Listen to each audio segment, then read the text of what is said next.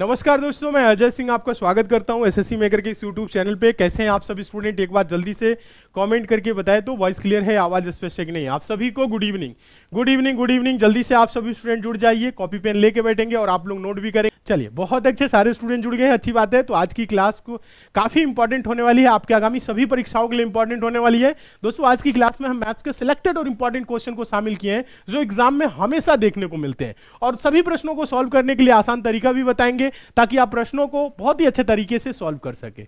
इस क्वेश्चन को टेस्ट के तौर पे रखेंगे, इंपॉर्टेंट है, पूछा गया क्वेश्चन है। सुधा ने समान कीमत पर 80 वस्तुओं को क्रय किया, उसमें से कुछ को 8% लाभ पर तथा शेष को 12% हानि पर बेचा, जिसके परिणाम स्वरूप कुल 6% का लाभ हुआ। 8% लाभ पर बेची गई वस्तुओं की संख्या ज्ञात करें। 8% लाभ पर कितनी वस्तुएं बेची गई? सुधा ने समान कीमत पर 80 वस्तुओं को क्रय किया, उसमें से कुछ को 8% लाभ पे, क्या हुआ? 8% के प्रॉफिट पे, देखिए 8 लिख देते हैं सिंपल, 8% के प्रॉफिट पे, शेष को 12% के हानि पे। ये प्रॉफिट है +8, ये माइनस है, ठीक है। माइनस क्यों? क्योंकि लॉस पे बेचा है, ठीक है। अब देखिए, जिसके परिणाम स्वरूप कुल 6% का लाभ हुआ, ओवरऑल क्या हुआ? +6, 6% का प्रॉफिट हुआ। अब देखिए, कुछ नहीं करना है, एलिगेशन पता है ना। अब देखिए, बड़ा संख्या क्या है? +8 या -12? बड़ा संख्या है +8, ठीक है। अब देखिए, 8 में से 6 को घटाएंगे, ऐसे करते, ये नहीं प्लस है तो जोड़ देना है ना। देखिए, 8 में से 6 को घटा के यहां पे लिखेंगे, ठीक है। 8 में से 6 को घटाएंगे तो क्या होगा? 2 होगा। फिर 6, देखिएगा, 6 में से 12 को माइनस करेंगे, पहले से ही माइनस है तो 6 माइनस माइनस प्लस, 6 12 18, इधर क्या हो जाएगा? 18 हो जाएगा। 18:2, 18:2, तो 2 एकम 2, 2 9 18, ये हुआ 9:1 के रेशियो में क्या हुआ है? बेचा गया है। देखिएगा, 8% प्रॉफिट वाला 9 हिस्सा बेचा गया है, 12% लॉस वाला 1।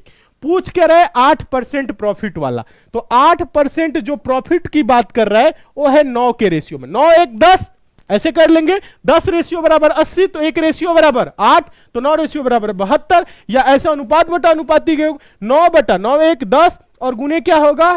टोटल वस्तुएं है 80, तो 10 8 80, 8 9 72, 72। 8% जो प्रॉफिट पे बेचा गया है उसकी संख्या है 72। ऑप्शन नंबर होगा सी।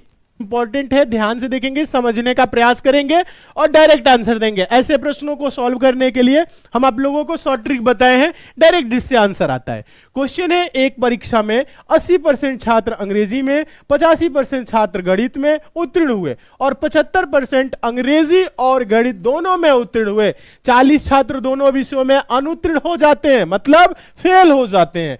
तो छात्रों की कुल संख्या है। टोटल कितने स्टूडेंट परीक्षा दिए हैं ये बताएं। देखिए, समझाते हैं। दोनों विषयों में अनुत्तीर्ण के लिए क्या किया जाता है? पहले में फेल, ध्यान दीजिएगा, दूसरे में फेल और दोनों में पास। तीनों को जोड़ के उसमें से 100 माइनस कर दीजिए, दोनों विषयों में क्या होता है? फेल आ जाता है। ये शॉर्ट ट्रिक आपको बताएं, डायग्राम बनाने की कोई जरूरत ही नहीं है। देखिए, 80% छात्र अंग्रेजी में, 85% गणित में उत्तीर्ण होते हैं। 2 सेकेंड बता रहे, 80% अंग्रेजी में, 85% उत्तीर्ण, तो ये उत्तीर्ण है तो अनुत्तीर्ण कितने होंगे? 20% यहां पे, 85% उत्तीर्ण हुए इसमें, तो 15% यहां पे, और दोनों में पास, इसका जस्ट अपोजिट दोनों का, ठीक है। 75% दोनों में उत्तीर्ण, तो यहां पे 75 दिया ही है। कितना? 75 दिया है, ठीक है। ये 75 दिया है, बस इसी को जोड़ दीजिए। क्या करना है? बस इसी को जोड़ दीजिए। डायग्राम से भी कर सकते हैं, लेकिन ये आसान है, कुछ नहीं करना है। 20% प्लस 15% प्लस 75%, ठीक है। इसको जोड़ के इसमें से 100% घटा लीजिए, जो आएगा वो दोनों में क्या होगा? अनुत्तीर्ण छात्रों का प्रतिशत, और वो बराबर होगा ये परसेंटेज 40 के। तो देखिए, यहां पे देखिए, 75 में 15 जोड़ेंगे 90, 90 में 20 जोड़ेंगे 120, ये आया 120%। कितना? 120% माइनस 100% बराबर क्या होगा? ध्यान दीजिएगा, 110 होगा ना। 75 25 90 110, 110 110 110% माइनस क्या हुआ? 100%। तो ये मिलके कितना होगा?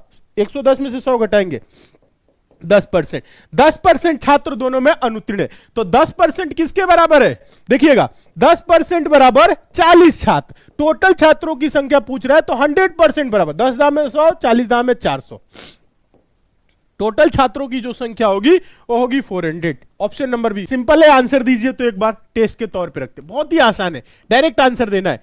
समान क्षमता वाले नौ नल पानी के एक टैंक को 20 मिनट में भर सकते हैं। टैंक को 15 मिनट में भरने के लिए इतनी क्षमता वाले कितने नलों की आवश्यकता होगी? देखिए M1D1 बराबर M2D2, ये आप सबको पता ही है। आप सोच रहे होंगे पाइप एंड सिस्टम टाइप का क्वेश्चन दिख रहा है, ये क्या बोल रहे हैं? देखिए M1 की जगह नल है, D1 मतलब डे मतलब समय में ले लीजिए 20 मिनट, ठीक है, 9 नल 20 मिनट में, ठीक है। टैंक को 15 मिनट में भरने के लिए इतनी क्षमता वाले कितने नलों की आवश्यकता होगी? मान लेते हैं X या M2 नलों की आवश्यकता होगी कितने मिनट में? 15 मिनट में। तो M2 बराबर क्या होगा? 9 गुने 20, 15 गुने में है, इधर आएगा भाग में होगा, बराबर का इधर होगा M2, ठीक है। 5 तिहाई 15, 5 चौको 20, 3 तिरिके 9, 3 चौको 12। M2 बराबर क्या आया? M2 बराबर 12, यानी कि 12 नलों की आवश्यकता होगी। ऑप्शन नंबर हो जाएगा सी। बताइए तो आंसर क्या होगा? एक परिवार के 6 सदस्यों की औसत आयु 25 वर्ष है।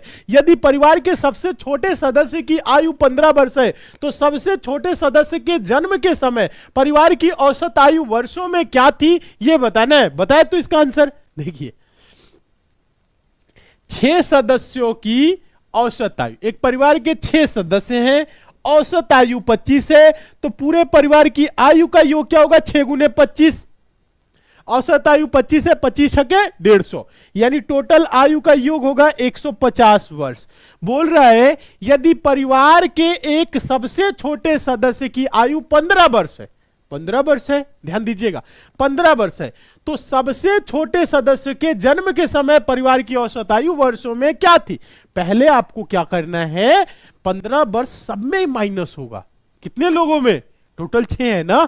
अब बैक जाएंगे तो 15 वर्ष उसकी उम्र है, ध्यान दीजिएगा, सब में ध्यान दीजिएगा, 6 लोग हैं, 15 वर्ष उसकी उम्र है, तो 15 छक्के 90, ये क्या होगा? माइनस होगा, उसके जन्म की समय की बात करें, 15 छक्के 90, अब वो गायब हो गया। 150 में से 90 घटाएंगे तो कितना आएगा? 60, ये 60 वर्ष आया। अब कितने लोग हो गए? 5 लोग हो गए, ठीक है, छठा खत्म। अब हो गए कितने? अगर बैठ गए तो 5 लोग। 5 लोगों की आयु का उम्र कितना है? 60 वर्ष।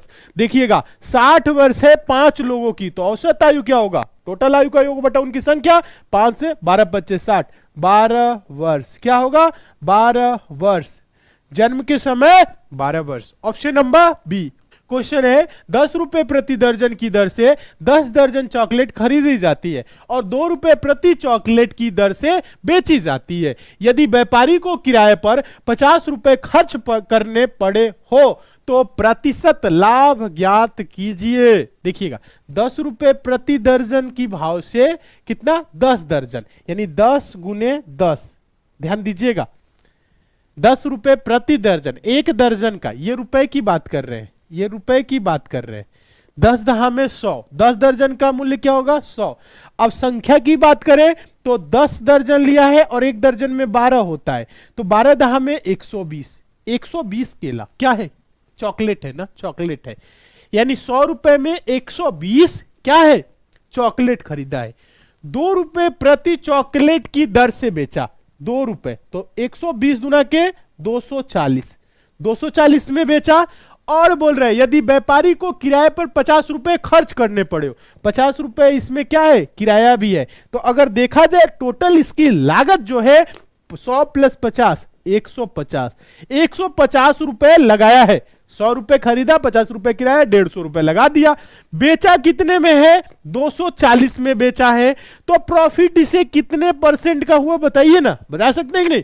देखिए 150 में 50 जोड़ेंगे 240 है, यानी 50 40 90। प्रॉफिट देखा जाए तो जो प्रॉफिट है वो 90 रुपए का है। देखिएगा क्या है? 90 रुपए का है। तो रुपए में नहीं, यहां पर रुपए में आपको नहीं बताना है, आपको बताना है यहां पे तो प्रतिशत लाभ ज्ञात कीजिए। 90 का क्या हुआ, प्रॉफिट परसेंट पूछ रहा है, तो क्या हुआ 90 का प्रॉफिट हुआ, किस पे हुआ, 150 रुपए पे हुआ, तो 90 बटा का 150 और गुने करेंगे 100, 30 तिहाई 90, 30 पच्चे 150, 5 20 100, 20 तिहाई 60, जो प्रॉफिट परसेंट हुआ वो हुआ 60%।